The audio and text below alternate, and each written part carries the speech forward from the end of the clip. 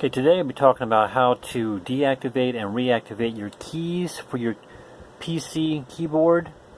So basically what's going to happen is when you hit a spike or get hit by a weapon, it's going to deactivate. So you're basically moving right, or you're moving left, or you're jumping, or you're throwing a weapon or something by pressing the enter button.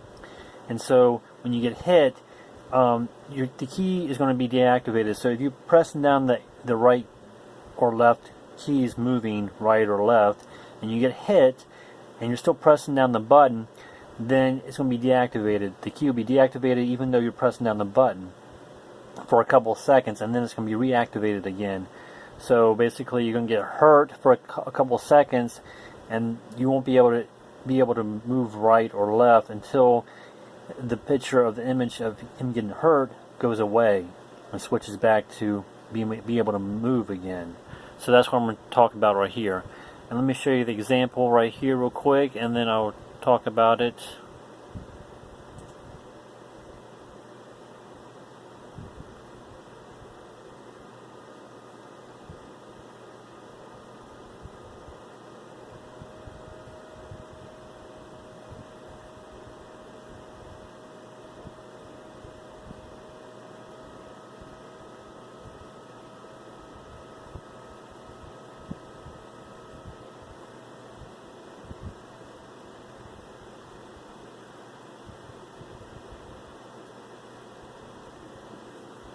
Alright, so you're moving and you hit,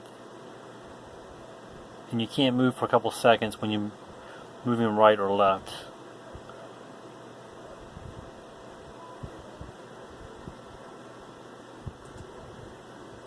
So basically, if you're moving right or you're moving left, or you're throwing a weapon or something by pressing the enter button, once you get hit, it doesn't matter if you're pressing down the button or not, it's going to be deactivated.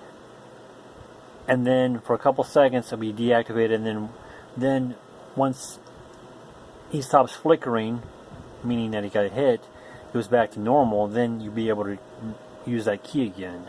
So that's what I'm going to talk about right here. So basically, you go into the move character object,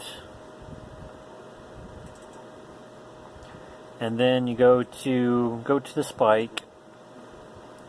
Then there's a script here they put in. Go to the control tab, bring over a coded sheet, and when he moves right, you state that keyboard underscore clear parentheses V key meaning the keyboard underscore right. He's moving right, comma, and then you have the end parentheses.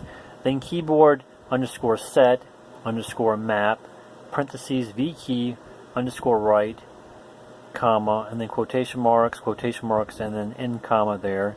So basically that's stating that when you get hit, deactivate the key for the most part. It's not going to be operational for a couple seconds. Even if you hold down the key, it's not going to work. It's not going to be operational. It's going to be deactivated for a couple seconds, and he's going to go into the flickering mode, which means he got hit. And then once he jumps out of the flickering mode, when he's back to normal, you'll be able to move that direction again, which in this case is right, because he's moving right. Alright, and then so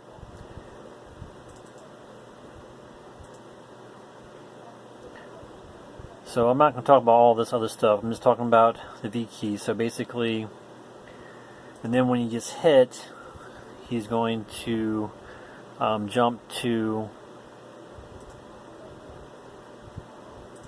getting hit. So in this state right here, he got hit. So once he gets hit by the spike, he's going to jump into object 41. Okay. And have the alarm set to V speed 1 second, and then alarm 0, which I got at the event down here.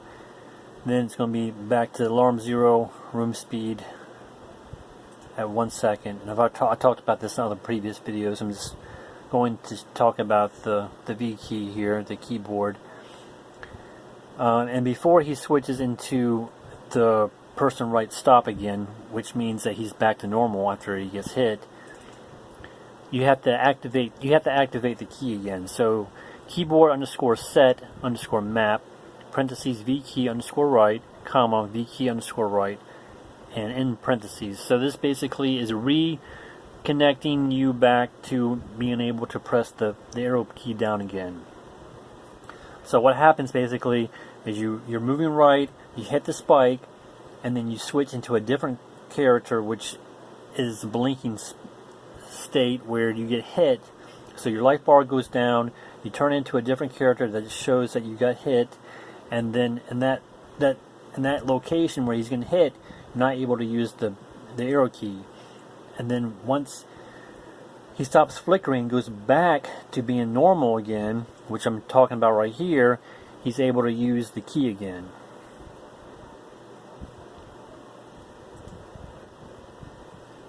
And that's basically it. So the health bar drops, and he jumps into getting flickered, which means he's hit.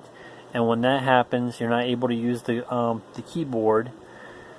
And then before he switches back to the normal state, he's going to be able to reissue the arrow key again to move that direction, and you'll go back to normal.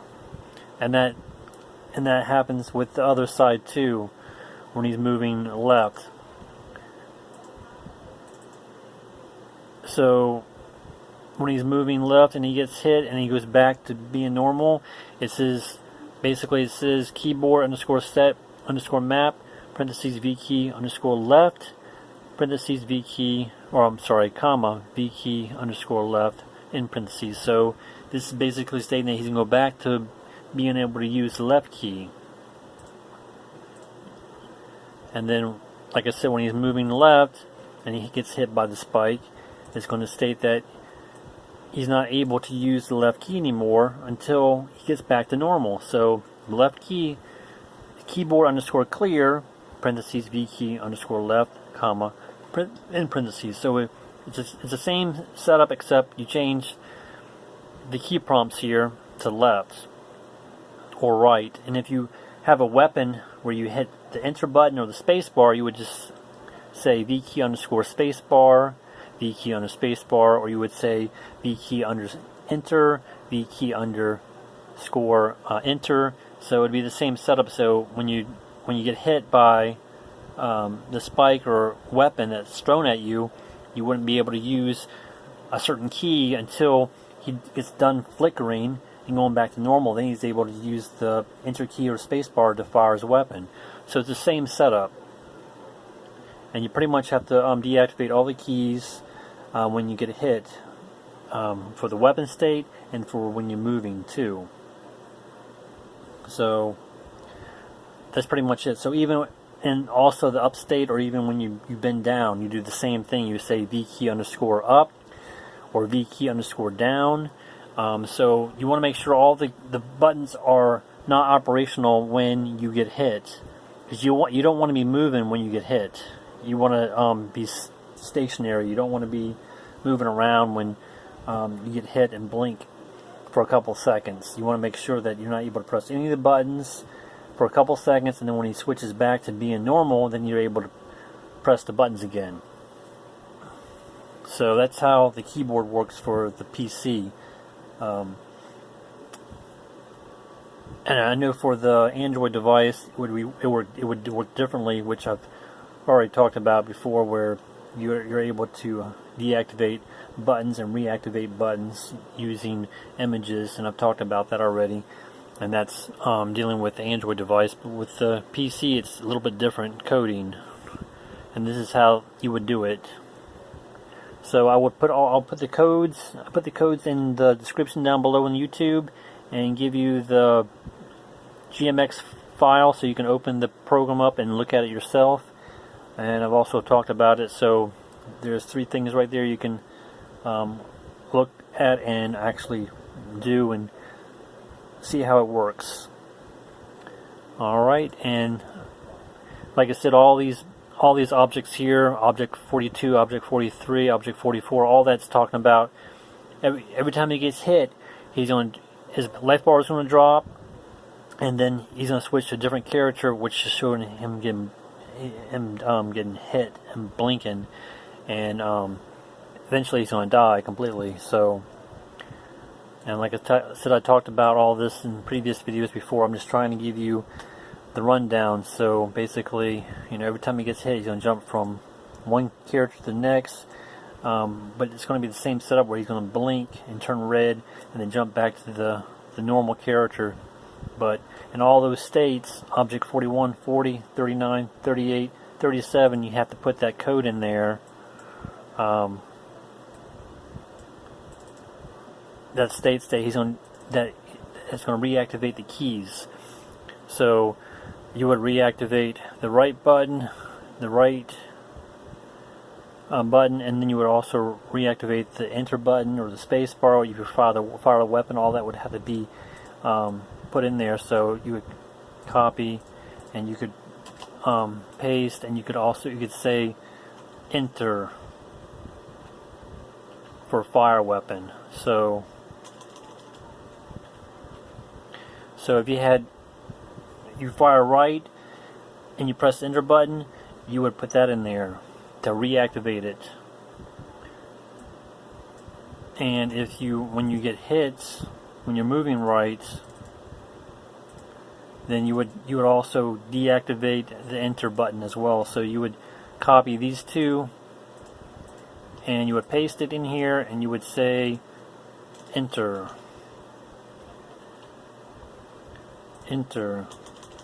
So not only you won't be able to move right for a couple seconds, but you won't be able to fire your weapon either for a couple seconds, because you're in that state where you're getting hit and getting hurt, and you're not able to use your weapon at that moment when you're getting hit.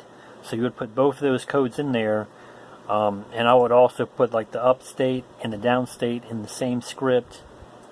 And so when you get hit, you can't jump up, you can't go down, you can't move right, you can't move left, and you cannot fire your weapon for a couple seconds until you get out of that blinking state of getting hurt. And then when you get out of the getting hurt, then basically, like I said, you would reactivate those buttons. You have to reactivate them. You would reactivate the right button, you would reactivate the up button, down button, left button, the enter button. Because if you don't reactivate it, you're not going to be able to press the buttons down anymore. You're not going to be able to move anymore. So you want to make sure you reactivate it. Okay, and that concludes my video. Thanks for watching.